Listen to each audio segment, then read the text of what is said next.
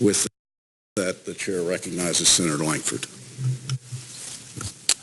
Mr. Chairman, thank you very much. Ms. Haspel, thank you for your over 3 decades of work for our nation. The lack of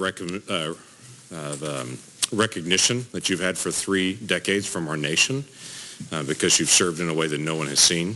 So this is an opportunity we get to be able to say thank you to you for a lot of years of a lot of service, being able to protect our nation.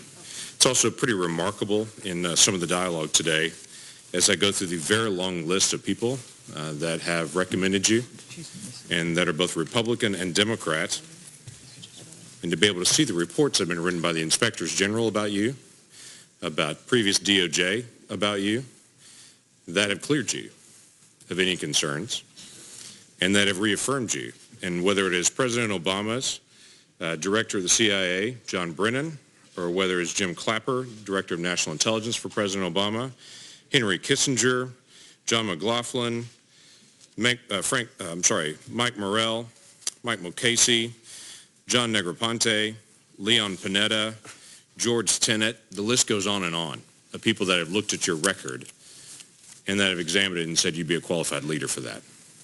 That speaks well of your history and of your leadership, and we appreciate that very, very much. Let me ask you a little bit about some ongoing threats that are coming at us we haven't had much time to talk about today.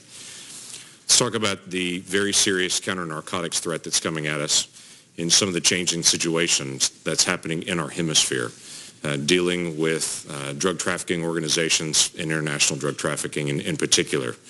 What do you sense is a role that CIA should have in the ongoing work to be able to do counter-narcotics work in our hemisphere? Senator, thank you very much for that question. And you've been a big supporter of CIA's counter-narcotics work. But when I returned from my overseas posting in early 2017, I was frankly shocked at what I saw was happening in our country, particularly in places like my home state of Kentucky, where there's a real crisis. But I think the number is 63,000 Americans we lost last year. We're losing 115 Americans a day. That seems to me to be an extraordinary crisis for our country. I would like to talk about this, if we could, some this afternoon. But as you know, CIA does have a fairly modest program to try and stop the flow of drugs from coming across our southern border: heroin, cocaine, and fentanyl. We work very closely in Central America and Latin America to try and stop that flow.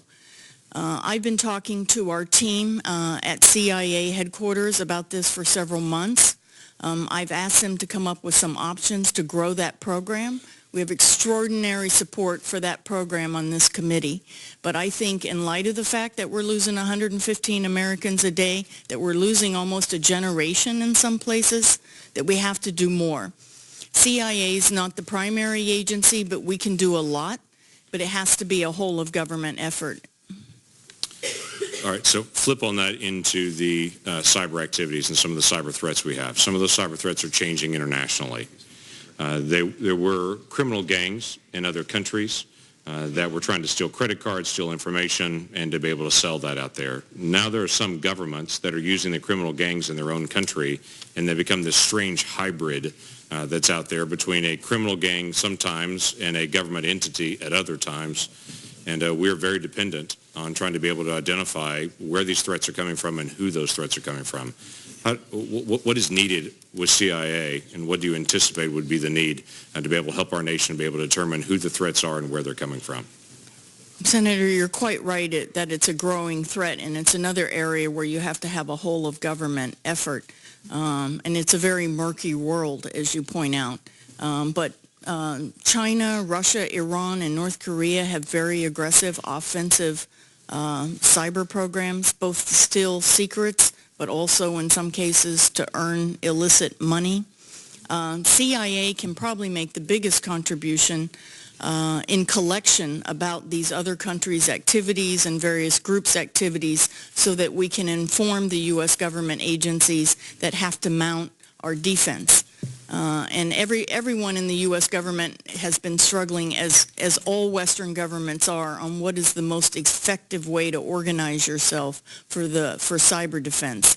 We're still working on that, but CIA has a big role. It's another area that I'd like to amplify on a bit this afternoon if I have the opportunity. I will look forward to that. I yield back.